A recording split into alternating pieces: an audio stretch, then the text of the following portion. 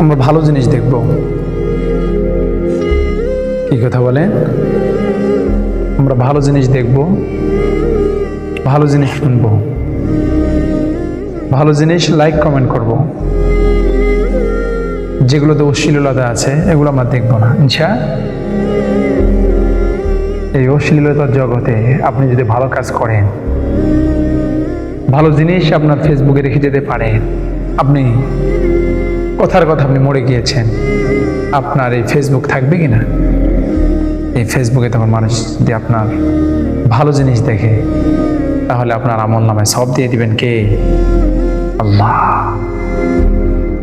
আমাদের ফেসবুকে টাইম লাইনে কোরআন তেলাওয়াত, হাদিস, মাসনুন দোয়া এগুলো রাখার প্রয়োজন আছে নাই?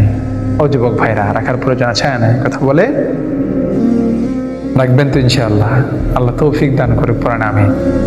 আরো জোরে পড়েন আমিন।